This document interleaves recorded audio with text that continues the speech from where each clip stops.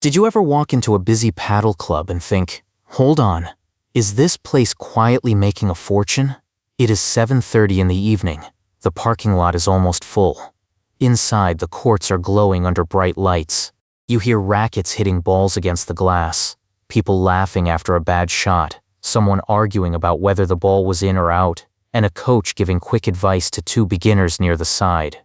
Every court is moving. One group is playing. Another group is waiting. Someone at the front desk is checking tomorrow's schedule, and the booking app already has most of the weekend filled. From the outside, it looks like a beautiful business. Build the courts once, let people rent them by the hour, repeat that all day, same glass, same turf, same lights. But every hour has a price attached to it. That is the dream behind owning a paddle club, a modern sports facility in a wealthy American suburb. Maybe 4 indoor courts inside a converted warehouse. Maybe 6 courts in a hybrid club with indoor and outdoor space. Maybe a lounge, a few coaches, drinks, lockers, memberships, tournaments, and a front desk that knows the regular players by name. It does not feel like a normal gym. It feels social. People are not just coming to exercise. They are coming to meet friends, compete a little, improve their game, and feel like they belong somewhere. And that is where the business starts to become interesting. So how much money does a paddle court really make? The easiest way to understand it is to start with one court. One court is the basic money unit of the business. Think of it like a hotel room or a parking space. You can sell the time, but only once. If nobody books the court at 3 p.m. today, that hour is gone forever. You cannot store it, package it, or sell it tomorrow. A paddle court sells time. Let's say one court rents for $40 an hour. For 4 players, that feels manageable. Each person pays around $10, which can feel cheaper than a boutique fitness class, a night out, or even a couple of drinks. For the owner, that 1 hour becomes $40 in revenue. Now imagine the court gets booked for 5 hours a day. That is $200 a day. Over a month, around $6,000. Over a year, roughly $73,000 in gross revenue from just one court. If demand is stronger and that same court gets booked for 8 hours a day, the number changes quickly. Now the court is doing about $320 a day, almost $10,000 a month, and more than $115,000 a year. At 10 booked hours a day, one court starts moving toward $12,000 a month in revenue. That is the number that makes people pay attention. Because a coffee shop has to make every coffee. A restaurant has to prepare every meal. A Padel court can sell the same playing surface over and over again. But this is where many people misunderstand the business. A single court is only the unit. The real business is usually the club. Most serious Padel owners are not trying to own one lonely court behind a fence. They want multiple courts in one place because a club with 4, 6, or 8 courts feels completely different. If one court can make $40 in an hour, 4 courts can make $160 in that same hour. During a busy 4-hour evening window, 4 fully booked courts could bring in $640 just from court rental, and that is before lessons, events, drinks, racket rentals, memberships, or tournaments. This is why Padel economics are really club economics. A court sells the hour.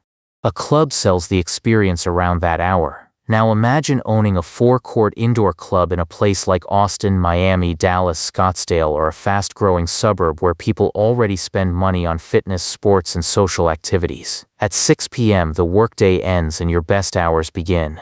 The first court has a regular group that plays every Thursday. They barely need convincing anymore. It is already part of their week. The second court has a coach teaching beginners. Those beginners are not just paying for a lesson, they are being slowly turned into future regulars.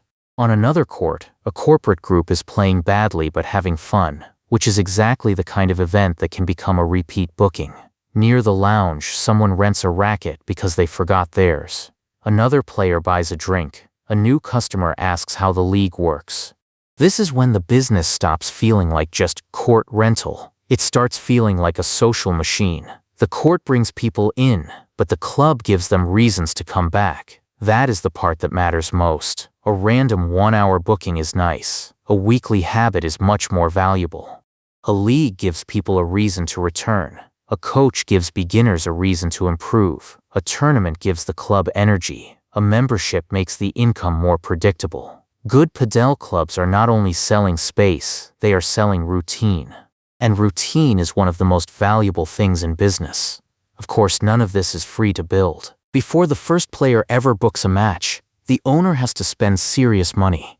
The court needs glass, turf, steel, lights, fencing, flooring, drainage if it is outside, and enough space around it to feel professional.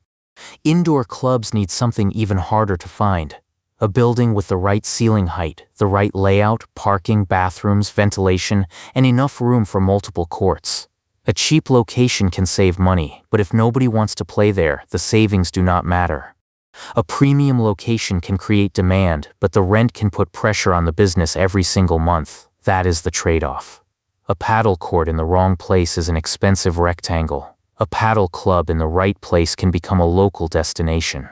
The strongest locations usually have people nearby who already understand paid recreation.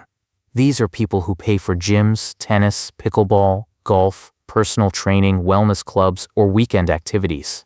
Padel fits well in that world because it is easier to start than tennis, more social than a normal gym session, and competitive enough to become addictive. You can be bad at padel and still have fun. That is a huge business advantage. A sport that beginners can enjoy quickly has a much easier time growing. But the owner still has to choose the right setup. Outdoor courts can look simple and attractive. Open air, evening lights, a clean surface, and a social atmosphere. In warm markets, that can work beautifully. The problem is weather. Rain can wipe out bookings. Extreme heat can make daytime slots useless. Wind can ruin the experience. Cold weather can slow demand for months. Indoor courts cost more, but they offer something very powerful: reliability. If players book at 7 p.m., they know the match will happen. Coaches can teach year-round, leagues can run on schedule, corporate events become easier to sell. The owner has more control over the customer experience. That is why many serious padel clubs prefer indoor or hybrid models. Outdoor courts can be cheaper to imagine. Indoor courts can make the revenue more dependable. Now let's talk about the money beyond court rental. This is where the club model becomes much more interesting. A beginner may book a court once. But if that beginner takes lessons, joins a league, buys balls, rents a racket, brings friends, and starts playing every week, their value to the business becomes much higher. Lessons can be one of the strongest add-ons because they do two things at once. They create revenue today, and they help create better players who want to keep playing tomorrow. Leagues work the same way. They turn casual interest into commitment. Instead of hoping people remember to book, the club gives them a reason to show up every week. Then there are tournaments, which can fill multiple courts for hours and make the facility feel alive. Corporate events can bring groups during quieter times. Drinks, snacks, racket rentals, and small merchandise may look minor, but together they increase the value of each visit. That is how a padel court becomes a padel business. The court gets people through the door. The experience determines how much they spend and how often they return. But expenses follow the owner everywhere. Rent or property costs have to be paid whether the courts are full or empty. Electricity matters, especially with indoor lighting and climate control. Staff, cleaning, insurance, software, maintenance, marketing, repairs, turf care, and glass cleaning all take their share. Players notice when the experience feels cheap.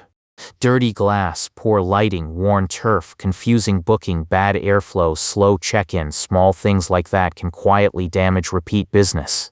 And repeat business is the heart of the whole model. If people come once and disappear, the club is always chasing new customers. If people build a routine around the club, the economics become much healthier. Now picture two different owners.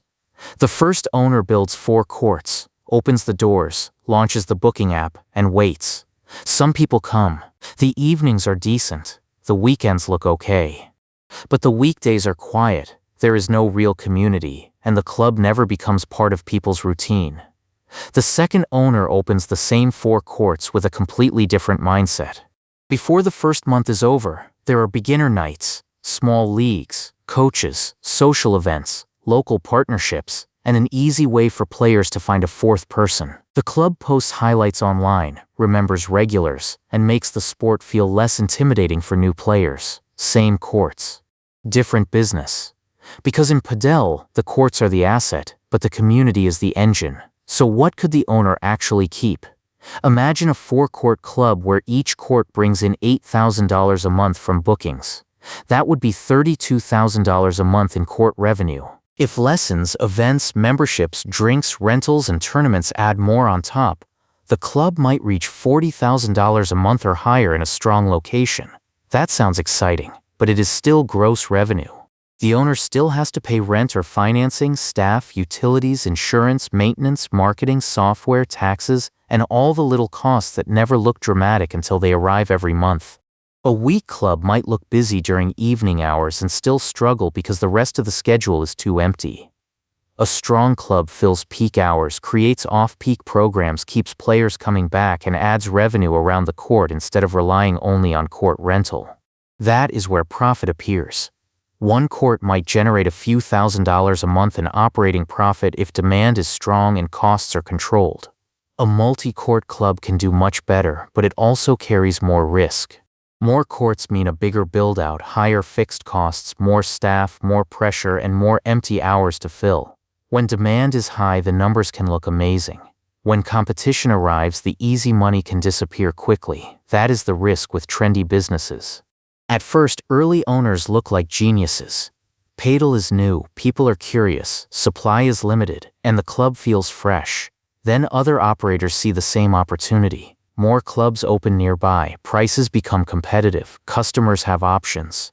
At that point, simply owning courts is no longer enough. The winners are the clubs with better locations, stronger communities, smoother operations, and a brand people actually want to be part of. So how much money does a Padel court really make? One court can help us understand the math. But the real story is the club. Multiple courts, indoor or hybrid space, peak hour bookings, off-peak programs, lessons, leagues, events, memberships, repeat customers. A weak Padel club can become a very expensive building full of glass.